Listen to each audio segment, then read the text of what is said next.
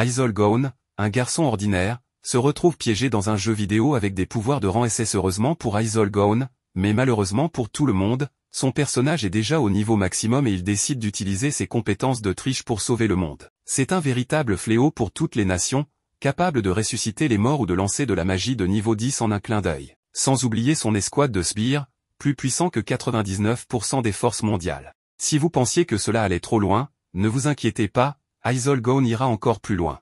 Le DMMORPG appelé Yggdrasil, sorti en 2126, gagne rapidement en popularité au Japon.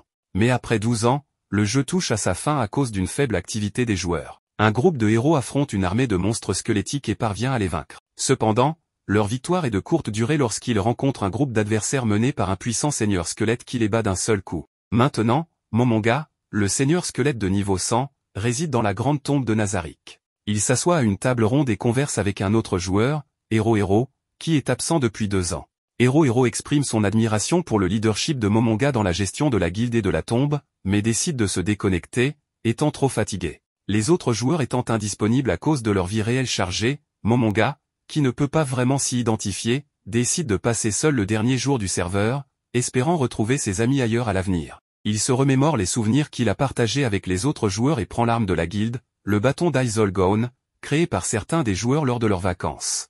Malheureusement, sur les 41 membres, tous sauf ce perdant de Momonga ont quitté le jeu pour se concentrer sur le monde réel. En explorant, Momonga croise les PNJ, dont Sebas et les servantes de combat, les Pléiades.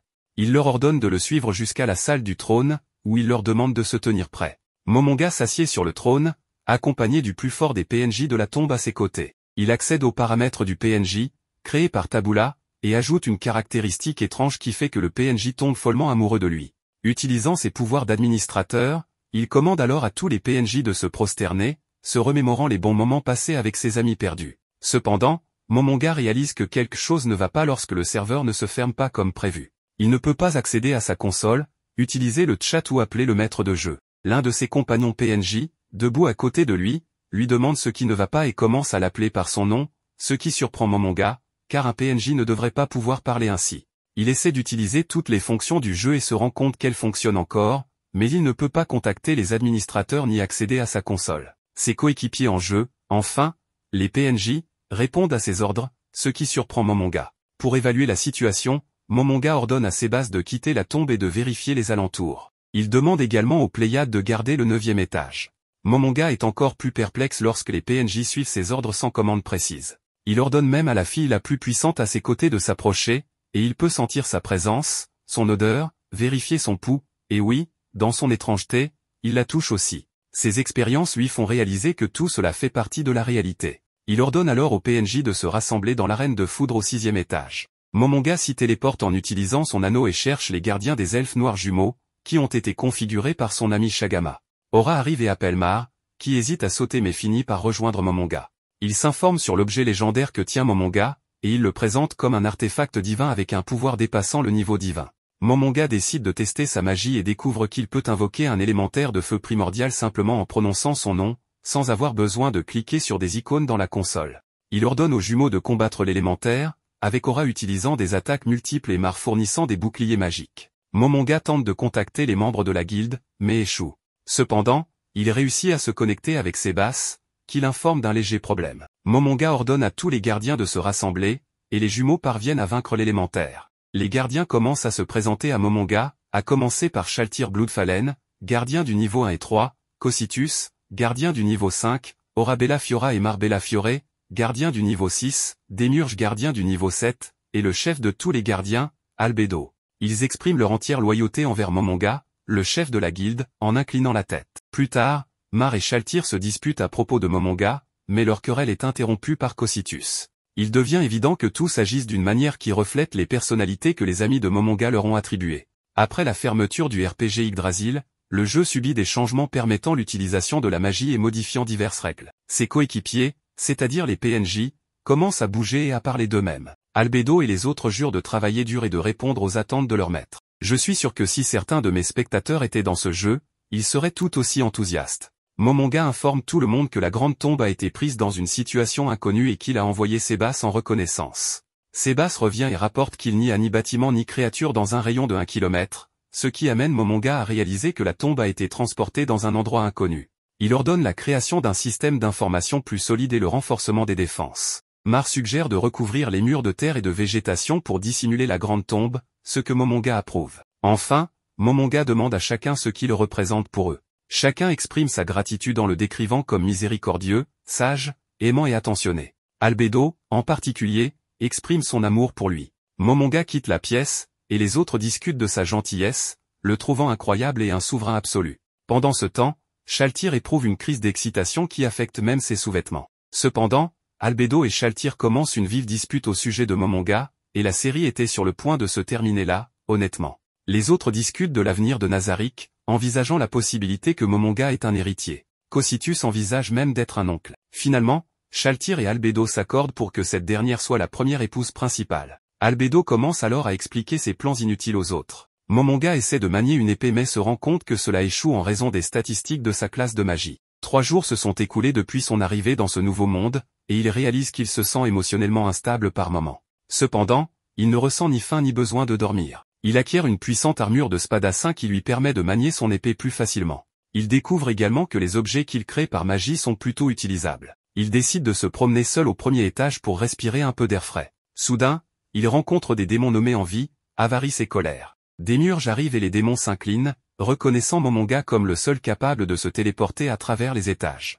Momonga les informe qu'il va se promener un moment. Démiurge suggère qu'il emmène au moins l'un d'eux avec lui et ne pas faire une Alucard lors de sa promenade, si tu vois ce que je veux dire. Pendant sa promenade, Momonga est captivé par le ciel clair parsemé d'étoiles. Il porte un bracelet ailé et vole vers la lune. Démiurge reprend sa forme originale, tandis que Momonga savoure la vue époustouflante de la lune et des étoiles scintillantes, semblable à une boîte de bijoux. Il partage son intention de trouver un trésor pour orner Nazarick et honorer ses amis. Démiurge assure que toutes les forces seront mobilisées pour le récupérer. Momonga exprime son désir de conquérir le monde, choquant ainsi Démiurge. Il décide de répandre le nom d'Aizol Gone. Soudain, il remarque de la terre s'approchant des murs de Nazarick, alors que Mar utilise ses compétences pour les dissimuler. Momonga décide d'aller apprécier le travail de Mar et le récompense en lui offrant l'anneau d'Aizol Gone, lui permettant de se déplacer librement dans les limites de Nazarick. Mar exprime sa détermination à travailler encore plus dur pour Momonga et demande son avis sur sa tenue.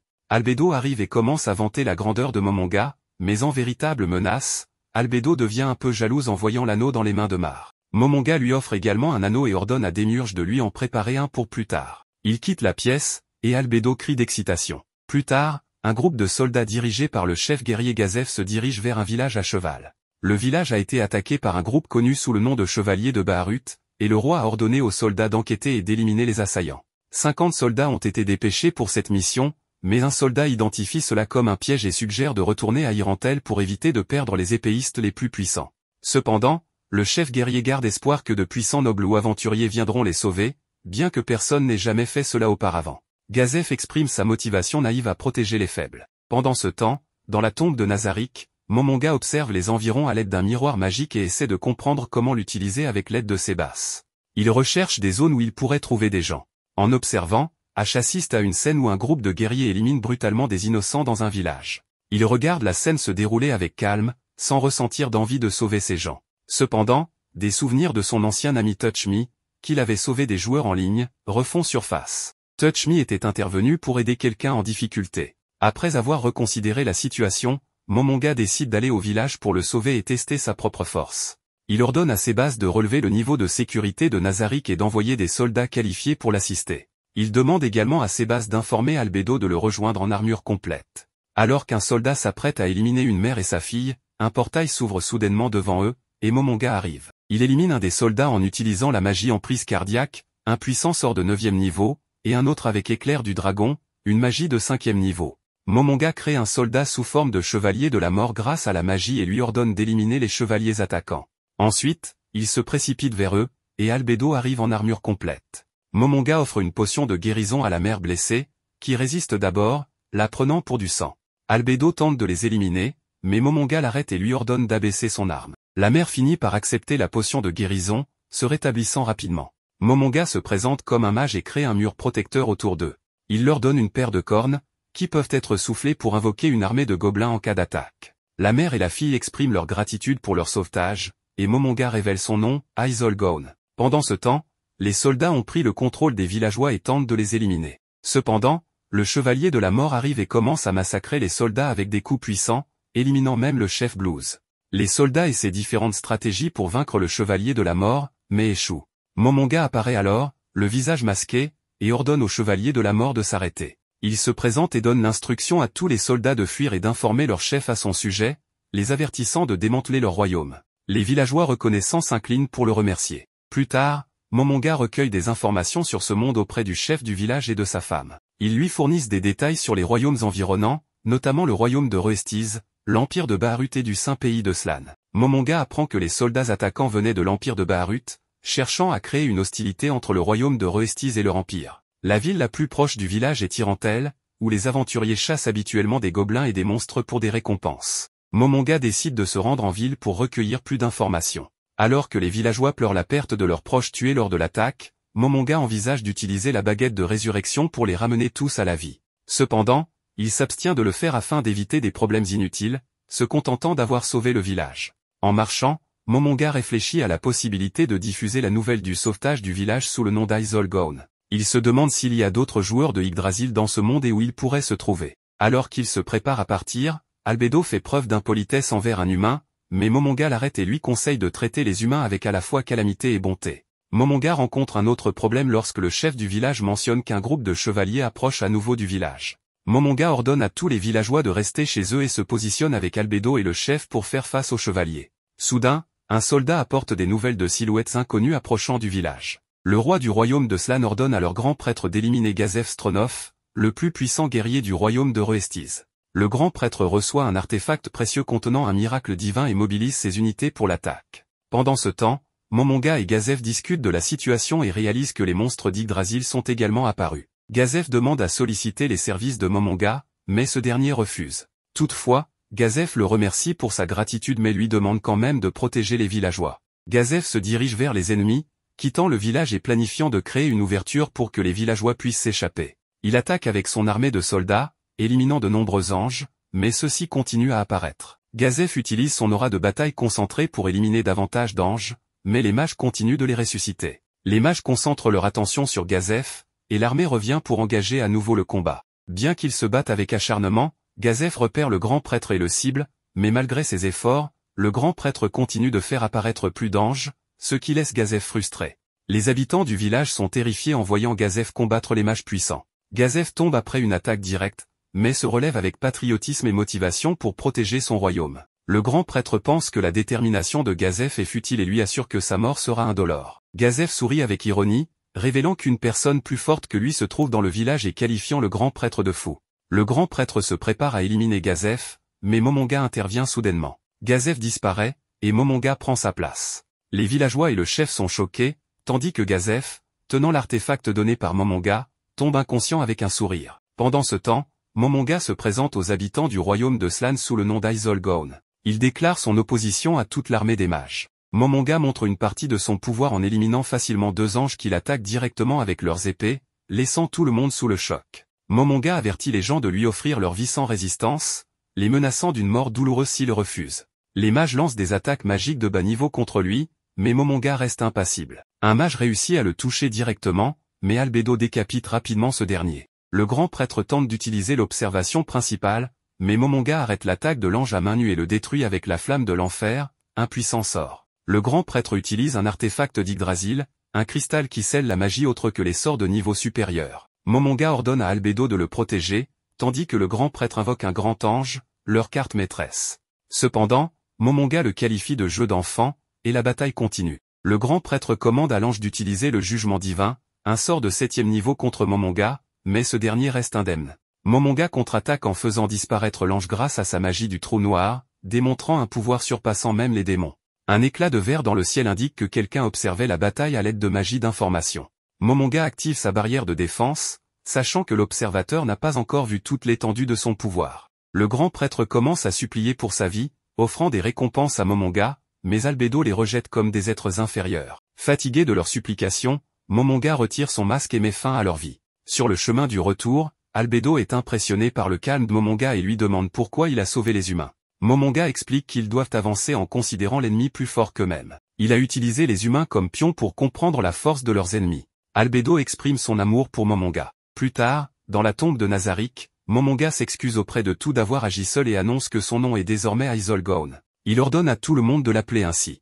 Albedo et les autres lui jurent leur loyauté, s'assurant que tout le monde dans ce monde connaîtra sa grandeur, le qualifiant de souverain de la mort. Le Seigneur suprême, Momonga, vise à répandre son nom dans l'espoir d'atteindre d'autres amis qui pourraient être dans ce monde. Plus tard, Albedo fournit à Momonga des mises à jour concernant les rapports sur leur environnement pendant qu'il cherche d'autres joueurs d'Yggdrasil. Aura étend la zone de surveillance pour inclure les grandes forêts proches de Nazarick. Il est révélé que l'homme qu'ils ont capturé plus tôt est Nigun, le commandant de l'unité d'opération spéciale de l'écriture du soleil du Saint Pays de Slan. Momonga identifie le Saint Pays de Slan comme une nation qui croit que les humains doivent s'unir contre toutes les autres races. Il ordonne à Albedo de ne pas entrer en contact avec eux pour le moment, afin d'éviter de créer une image négative dans le village de Carnet. Momonga apprécie le travail d'Albedo, et celle-ci lui exprime à nouveau son amour. Momonga clarifie que les sentiments d'Albedo pour lui sont le résultat de son influence sur les paramètres de son créateur, Tabula, mais Albedo est satisfaite de cette situation.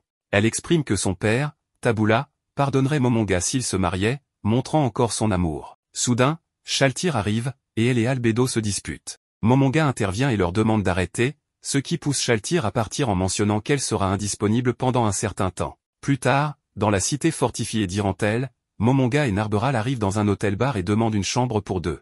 Le coût est de 7 pièces pour une nuit. En se dirigeant vers la chambre, un homme leur barre la route, mais Momonga le surpasse facilement et le projette accidentellement vers une jeune fille tenant une potion de soin, la brisant. La fille devient furieuse et contrariée, car elle avait économisé pour acheter la potion. Narberal tente de l'éliminer, mais Momonga compense la fille avec une potion rouge, ce qui la satisfait.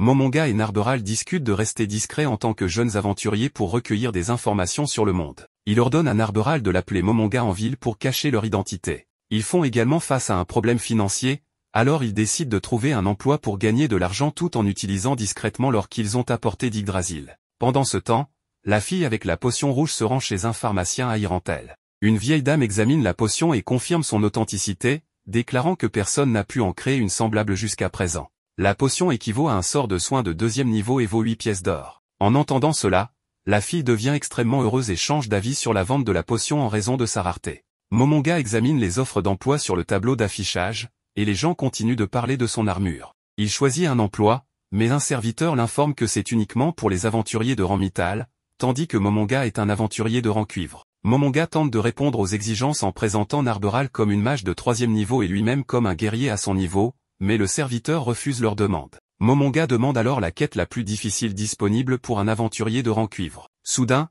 un groupe d'aventuriers les approche et leur demande de rejoindre leur clan, appelé les Épées des Ténèbres. Les membres du clan se présentent comme Peter Mork, Luke Ruvolve, Deanwood Wonder, et Nina, la mage. Nina est un détenteur de talent, un enfant né avec une affinité naturelle pour la magie, ce qui impressionne Momonga. Il mentionne un autre détenteur de talent célèbre en ville, Enfirea Baréar, le petit-fils d'un pharmacien renommé, dont le talent lui permet d'utiliser tous les objets magiques. Momonga trouve cette information dangereuse.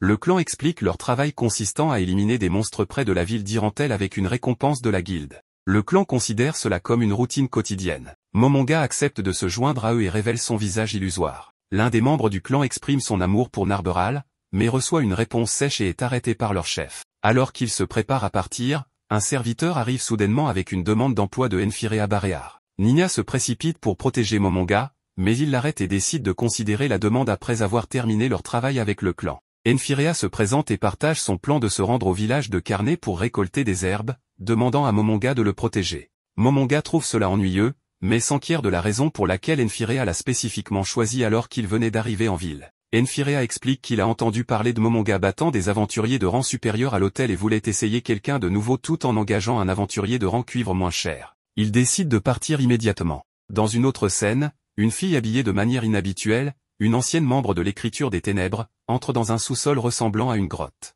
Elle rencontre Kaji et lui achète la couronne de sagesse, une preuve de princesse chamane, un objet émettant une puissante magie. Elle demande l'aide de Kaji pour accéder à l'objet et capturer un détenteur de talent en ville capable d'utiliser n'importe quel objet magique. En échange, elle offre son aide à Kaji pour son rituel, et il accepte. Alors que Momonga, Narberal et les autres continuent leur voyage vers le village de Carnet tout en protégeant Enfirea Baréar, ils font une pause près d'un lac pour boire de l'eau et rafraîchir les chevaux. Peter avertit Momonga que la route devant eux devient dangereuse. Momonga réalise qu'il ne peut pas utiliser beaucoup de magie tout en portant son armure, il planifie donc de combattre en tant que guerrier. Narberal utilisera de la magie de 5e niveau si nécessaire, et si cela ne suffit pas, Momonga prendra la situation plus au sérieux. L'endroit où il se trouve est à la lisière d'un domaine, dont le vénérable de la forêt est le maître.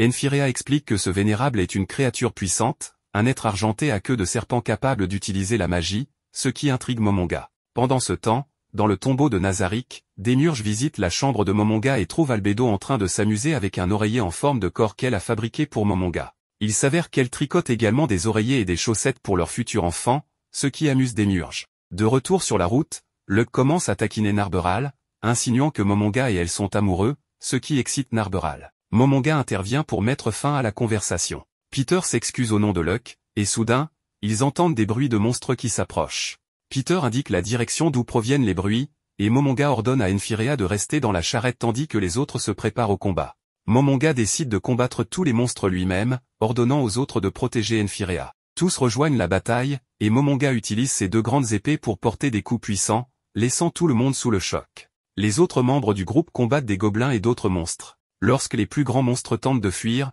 Momonga ordonne à Narberal de les arrêter, ce qu'elle fait avec une attaque de foudre. Les monstres sont facilement vaincus, et l'un des membres du clan commence à collecter des parties des monstres pour les soumettre à la guilde en échange de récompenses. Le clan est impressionné par les compétences de Momonga et de Narberal, les comparant aux guerriers royaux. Lors du dîner de cette nuit-là, Momonga réfléchit à comment échapper à la situation, sachant qu'il ne peut ni manger ni dormir en raison de son corps squelettique. Il partage une théorie religieuse préfabriquée avec tout le monde, affirmant qu'il devrait manger pendant quelques jours après avoir éliminé quelqu'un pour éviter les soupçons.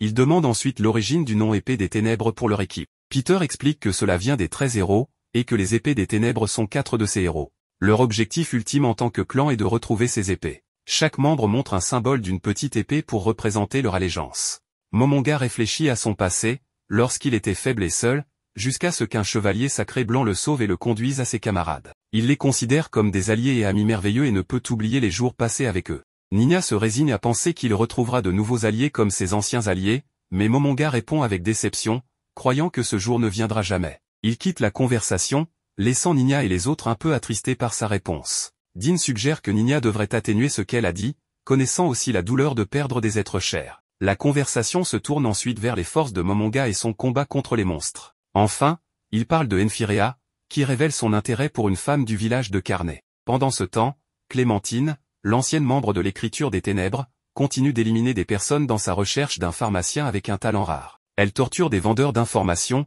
tandis que Kaji utilise sa magie des morts vivants pour ressusciter les soldats qu'ils ont tués. Kaji se prépare depuis des années à transformer la ville d'Irantel en une cité de la mort grâce à une spirale de mort, qui transformerait la ville entière en un gouffre de morts vivants. Il prévoit de devenir immortel grâce à ce processus et avertit Clémentine que si elle cause plus de problèmes, il l'éliminera. Clémentine tente une attaque à l'épée non sérieuse, mais Kaji la défend facilement. Le groupe continue leur voyage. Momonga se rappelle que le matin, Nina s'est excusée d'avoir évoqué ses amis la veille, créant un moment de gêne. À ce moment-là, Nina commence à parler d'un dragon dans les montagnes d'Azerisia, capable de contrôler la nature librement. Momonga brise la glace en demandant si elle connaît le nom du dragon. Elle ne le connaît pas, mais elle accepte de le découvrir lorsqu'ils retourneront en ville. Il lui dit « Fais-le pour moi », et elle sourit en acceptant. Les autres sourient également, heureux de voir Nina et Momonga s'entendre à nouveau. Une fois près du village de Carnet et des environs, ils remarquent la clôture entourant le village. En les voyant approcher, un gobelin ordonne à un autre d'aller chercher leur chef. Lorsqu'ils arrivent, un gobelin les arrête. Luck tire son arme, prêt à tirer, mais l'armée entière de gobelins surgit, les entourant de tous côtés. Le chef des gobelins dit qu'ils ne veulent pas se battre à moins d'y être obligés. Ce gars en armure complète dégage une aura vraiment dangereuse. À ce moment-là, une fille apparaît et demande ce qui se passe. En la voyant, Enfirea crie son nom. Un grand sourire se dessine sur le visage de Henri en voyant Enfirea. Momonga se rappelle avoir donné la corne à Henri plus tôt, quand il l'a sauvé des chevaliers, pour qu'elle puisse invoquer l'armée de gobelins chaque fois qu'elle en aurait besoin. Henri est l'ami de Enfirea. Ils entrent dans une maison, et elle explique ce qui s'est passé dans le village. Ses parents ont également été tués, et Enfirea veut la réconforter. Il pense à lui proposer de se marier, car il l'aime et veut prendre ses responsabilités, mais il hésite à lui avouer ses sentiments. Lorsqu'elle lui demande ce qui ne va pas, il lui répond nerveusement qu'il sera toujours là pour elle si jamais elle a besoin de son aide. Elle le remercie et se sent chanceuse d'avoir un ami comme lui. Elle parle ensuite de la manière dont elle a invoqué tous ces gobelins grâce à un objet que leur sauveur, Aizol Gone, lui a donné. Selon elle, tous les gobelins sont sous son contrôle et obéissent à ses ordres. Henri dit qu'elle aimerait revoir Aizol Gone, et Enfirea s'inquiète qu'elle veuille rencontrer quelqu'un d'autre. Mais lorsqu'elle précise qu'elle veut simplement le remercier, Enfirea se sent soulagée. Henry raconte aussi qu'Izol Gone lui a donné une potion rouge qui a guéri sa blessure. Nina se souvient de la potion rouge qu'il a vue plus tôt. Henry mentionne également qu'Izol Gone était accompagné de quelqu'un en armure complète, et elle l'appelle même par son nom, Albedo. Il ne faut pas longtemps à Enfirea pour comprendre que Momonga est en réalité Izol Gone, le sauveur du village, et qu'il est un guerrier de classe héroïque. Il révèle en son fort intérieur qu'il voulait se rapprocher d'une telle personne pour en savoir plus sur la potion, et se précipite pour trouver Momonga. Pendant ce temps, Momonga et Narberal se trouvent au sommet d'une colline. Il est heureux de voir que les villageois apprennent à se défendre, mais Narberal pense qu'ils sont encore faibles. Il lui explique que ces gens n'ont jamais touché un arc, et que leurs proches ont été assassinés. Ils travaillent dur pour s'assurer qu'une telle tragédie ne se reproduise plus. Nous devons les admirer. En entendant cela, Narberal s'excuse en disant qu'elle n'avait pas réfléchi si profondément à la situation. À ce moment-là, Enfirea arrive en courant vers Momonga pour confirmer son identité réelle. Il lui demande s'il est Izol Gone. Le silence de Momonga confirme ses soupçons. Bien qu'il ne comprenne pas pourquoi Momonga cache son identité, il décide de ne pas poser de questions et de le remercier d'avoir sauvé Henry, la femme qu'il aime. Il avoue ensuite avoir caché quelque chose à Momonga. Momonga demande alors à Narberal de les laisser seuls un moment. Dès qu'elle s'en va, Enfirea révèle qu'il a fait cette demande simplement pour en savoir plus sur la potion rouge qu'il a donnée à cette dame. C'est très rare et difficile à fabriquer, dit-il. Il s'excuse, et Momonga lui répond qu'il n'a rien fait de mal et que sa demande était simplement un moyen de se connecter avec lui. Mais il lui demande ce qu'il fera une fois qu'il saura comment cette potion est fabriquée. Enfirea répond qu'il veut simplement acquérir des connaissances. Momonga lui répond que tant que ce n'est pas pour de mauvaises intentions, il n'y a aucun mal à vouloir savoir. Enfirea conclut en disant qu'il le trouve incroyable. Momonga demande alors à Enfirea si elle est la seule à savoir qu'il est Izol Gone. Elle répond que oui et l'assure qu'elle ne révélera son secret à personne. Après l'avoir remercié pour tout, elle s'en va. Plus tard, Narberal revient et s'excuse d'avoir failli révéler des informations sur Momonga et Albedo plus tôt. Cela la conduit à comprendre que Momonga est en réalité Izol Gone. Bouleversée, elle est sur le point de se suicider avec une épée en guise d'excuse, mais Momonga l'en empêche. Il lui dit d'apprendre de ses erreurs et la pardonne. Plus tard, alors qu'ils sont sur le point d'entrer dans la forêt, Enfirea leur demande de bien le protéger. Il demande également à Momonga que s'il rencontre le roi sage de la forêt, il ne le tue pas mais l'éloigne simplement. La raison est que la présence du roi sage empêche d'autres monstres de s'en prendre au village. Momonga accepte, bien que Luck soit choqué, pensant que Momonga ne peut pas vaincre une créature légendaire. Momonga décide ensuite de faire un relevé de la zone avec Narberal. En s'enfonçant dans la forêt, Narberal sent une présence et se prépare à attaquer, mais réalise bientôt que c'est Aura, que Momonga a invoqué pour trouver le roi sage de la forêt. Aura se met rapidement en route pour trouver le roi sage, accompagné de deux créatures qui montrent leur affection en lui léchant le visage. Elles arrivent toutes devant une grotte où Aura entre doucement et trouve le roi sage de la forêt en train de dormir. Elle utilise un souffle magique pour le réveiller et s'échappe rapidement. Tout en cueillant des herbes, Enfirea et Luck remarquent les signes du réveil du roi sage, et Luck utilise ses sens aiguisés pour détecter qu'une créature énorme approche. Momonga et Narberal se dirigent vers cette direction et demandent aux autres de quitter la forêt. Alors qu'ils attendent le roi sage, Narberal prépare son épée. Soudain, la créature arrive à toute vitesse. Momonga dégaine ses deux épées et bloque une attaque du roi sage, qui le félicite pour son habileté, mais le met en garde de partir sous peine de subir une punition. Momonga se moque du roi sage en lui demandant s'il est trop timide pour se montrer. En colère, le roi sage se révèle être un immense hamster avec des traits de serpent. La créature ressent de la peur sous le casque de Momonga mais est surprise de voir que Momonga reste impassible. Momonga devine alors que la créature est une espèce de hamster, semblable à l'animal de compagnie d'un de ses anciens alliés. Malgré le sérieux du roi sage, Momonga trouve amusant qu'une créature aussi puissante soit en fait un simple hamster. Il décide de ne pas se battre et utilise sa compétence Aura du désespoir pour intimider le roi sage, qui se soumet. Lorsqu'Aura plaisante en suggérant de lui enlever la peau pour en faire une fourrure, le pauvre hamster devient encore plus effrayé. Momonga ramène le roi sage hors de la forêt, annonçant qu'il est désormais sous son commandement. Les autres sont émerveillés par la bête magique géante, et même Nina exprime son admiration pour sa sagesse et sa puissance. Momonga, cependant, est déconcerté par les éloges envers un simple hamster. Il demande l'avis de Narberal, qui reconnaît la force de la créature et la puissance dans ses yeux. Enfirea demande ensuite à Momonga s'il peut rejoindre son équipe, exprimant son désir de devenir plus fort pour protéger le village. Momonga refuse poliment, expliquant que bien qu'Enfirea ne puisse pas rejoindre son équipe, il peut toujours prêter sa force pour protéger le village. Enfirea est satisfait de cette réponse et remercie Momonga. De retour en ville, il décide de se séparer pour un moment. Enfirea rentre chez lui pendant que Momonga emmène la créature s'enregistrer à la guilde. En chemin, Momonga se sent embarrassé car tout le monde les regarde, ne sachant pas s'il doit être fier de sa victoire sur la créature, qui ressemble maintenant à un vieux monsieur sur un manège. Pendant ce temps, Enfirea rentre chez lui, s'attendant à un accueil chaleureux, mais est accueilli par Clémentine, qui arbore un regard sinistre. Elle dit alors qu'il n'est pas rentré depuis des jours et qu'elle l'a attendu tout ce temps. Enfirea demande qui elle est. Elle répond qu'elle est là pour le kidnapper. En entendant cela, les garçons se précipitent pour protéger Enfirea. Clémentine explique qu'elle veut utiliser Enfirea comme outil pour invoquer une armée de morts-vivants. Les garçons restent sur leur garde tandis qu'elle leur expose son plan sinistre en déclarant qu'elle va semer le chaos en invoquant une armée de morts-vivants et en les dirigeant dans différentes directions, ce qu'elle considère comme un plan parfait. Cela effraie Enfirea, qui laisse tomber sa lanterne. Peter dit à Enfirea de s'enfuir, et Dean ordonne à Nina de l'emmener. Clémentine dégaine son épée et affirme qu'il est impossible de fuir en sa présence.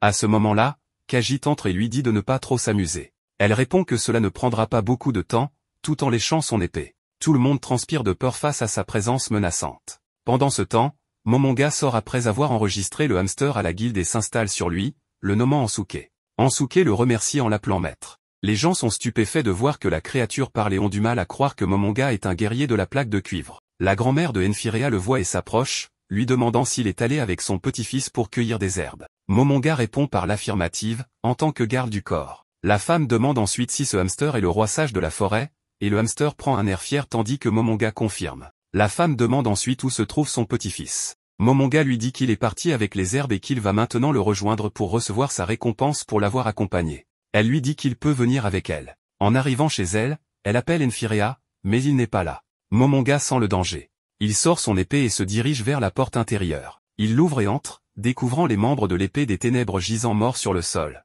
La femme est choquée de les voir tous assassinés. À ce moment-là, il se relève sous forme de zombies et s'apprête à attaquer, mais Momonga les tranche rapidement. Ensuite, un Dean zombifié tente d'attaquer, mais Momonga l'arrête aussi. La femme panique et demande où se trouve Enfirea, puis court pour le trouver, tandis que Momonga reste entre les cadavres de ses alliés. Il ordonne ensuite à Narberal de protéger la vieille femme et trouve Nina étendue sur le sol, tuée brutalement. Il exprime son mécontentement, affirmant qu'il ne laissera pas celui qui a fait cela s'en tirer. Après avoir examiné les corps et les environs, il conclut que leur objectif était d'enlever Enfirea, car rien d'autre ne semble avoir été volé. La femme demande qui sont ces personnes mortes. Momonga lui répond que ce sont les personnes qui l'ont aidé à protéger son petit-fils en chemin pour cueillir des herbes. Il lui dit ensuite que s'il reçoit une demande de sa part, il peut ramener son petit-fils, mais cela aura un coût élevé. Elle lui demande combien il veut. Il répond qu'il veut tout ce qu'elle possède. Elle lui demande alors s'il est un démon et décrit cet échange comme un pacte avec un démon en échange de son âme. Cependant, elle ne se soucie de rien et déclare qu'elle veut juste récupérer son petit-fils. Momonga prévoit ensuite de localiser Enfirea en utilisant la carte. À ce moment-là, il reçoit un appel de sa servante voulant lui parler, mais à cause de son occupation, la servante dit qu'elle se tournera vers Albedo. Reprenant son plan, il sort un sac magique et en extrait un parchemin qu'il lance à Narberal, lui disant qu'elle sait déjà ce qu'il veut. Elle répond qu'elle a compris, maître. Il commence alors à sortir plus de parchemins un par un. Après avoir placé certains d'entre eux sur la carte, il demande à Narberal de les activer. Narberal les prend un par un et commence à les activer en utilisant sa magie. Ces parchemins vont les aider à localiser Enfirea et à les protéger plus tard des ennemis. Une fois activés, les parchemins s'envolent et disparaissent. Après avoir utilisé les parchemins, Narberal localise le cimetière et informe Momonga. À la demande de ce dernier, elle active 2 autres parchemins pour observer la situation. Il voit une horde de morts vivants entourant Enfirea. Narberal demande s'il devrait se téléporter là-bas et attaquer immédiatement. Momonga répond que ce serait insensé, car leurs ennemis préparent quelque chose de grand avec cette immense armée de morts vivants. Il affirme avoir un plan et se dirige vers la porte où attend la grand-mère de Enfirea. Il lui explique que Enfirea se trouve au cimetière avec une armée de morts vivants et leur demande de prévenir les habitants et la guilde, car l'armée pourrait déferler hors du cimetière. La femme demande s'il a un moyen de vaincre cette armée, et Momonga répond que c'est lui le moyen.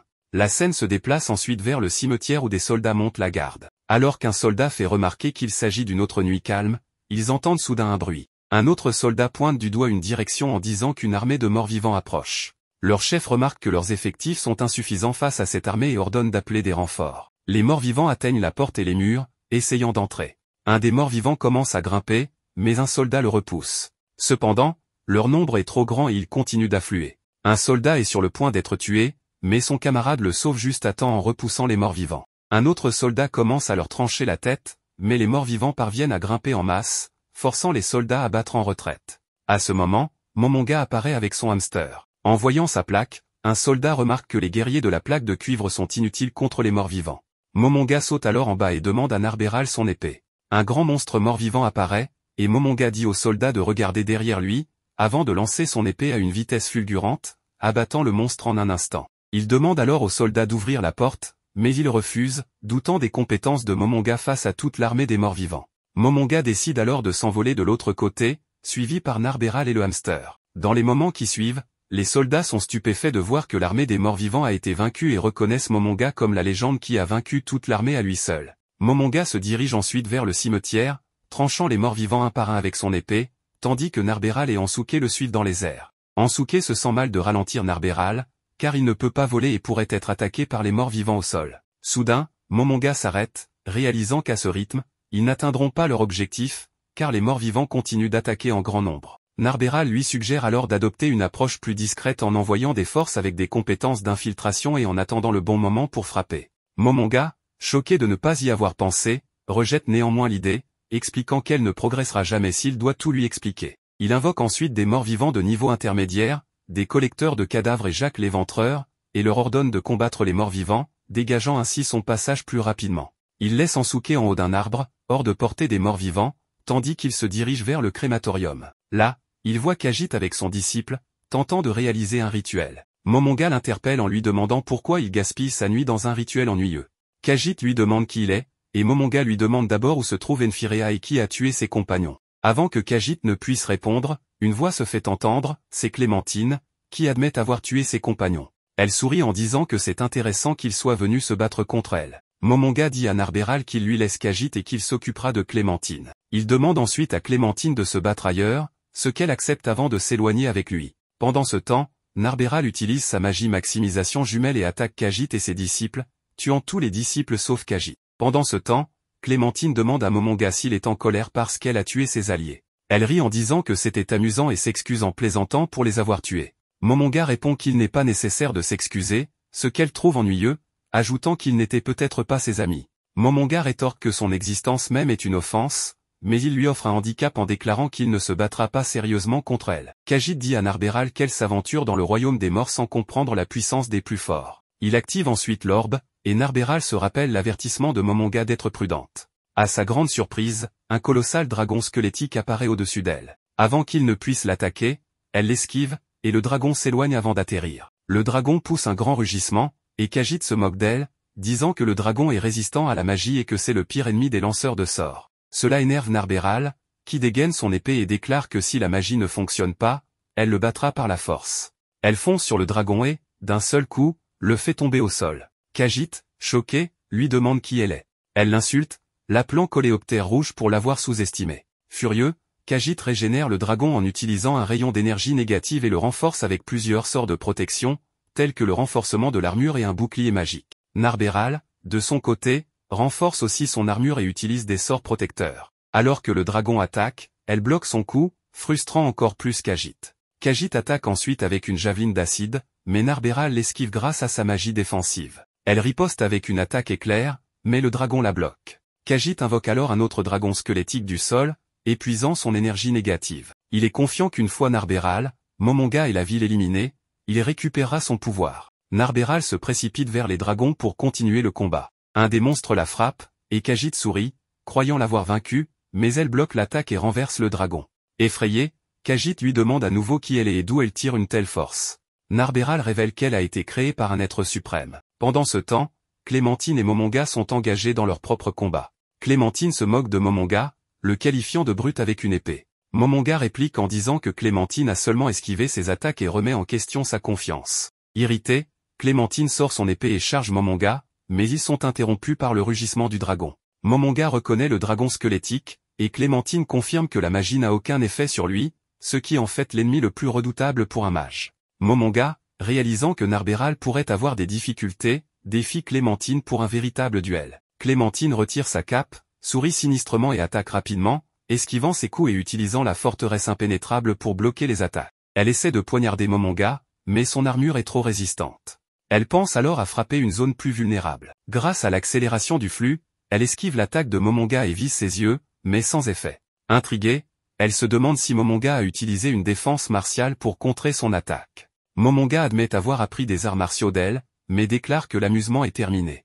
Il appelle Narberal à haute voix, lui ordonnant de montrer à Khajiit la véritable puissance de Nazari. Pendant ce temps, Narberal, fatigué, écoute Khajiit lui proposer de se rendre, prétendant qu'il pourrait l'épargner si elle le fait. Cela l'enrage, et elle rétorque qu'il ne doit pas être arrogant, espèce de déchet. Cela irrite encore plus Khajiit, qui ordonne au dragon squelettique de l'écraser. Juste à ce moment-là, la voix de Momonga parvient à Narberal, lui ordonnant de montrer la puissance de Nazarick. Elle sourit et acquiesce. Le dragon se précipite vers elle pour attaquer, mais elle utilise la téléportation pour apparaître au-dessus et active ensuite sa capacité de vol, flottant sans effort dans les airs. Khajiit est déconcerté en voyant où elle a disparu et est choqué de constater qu'elle peut utiliser la magie de vol. Il s'interroge sur ses chances contre quelqu'un ayant une résistance magique complète. Narberal se transforme alors en sa forme de servante, se présentant comme l'un des joueurs et compagnons de bataille. En voyant cela, Khajiit ordonne à nouveau au dragon d'attaquer, mais elle se téléporte une fois de plus, le poignardant à l'épaule par derrière. Elle se téléporte ensuite en arrière. Khajiit considère cela comme son atout,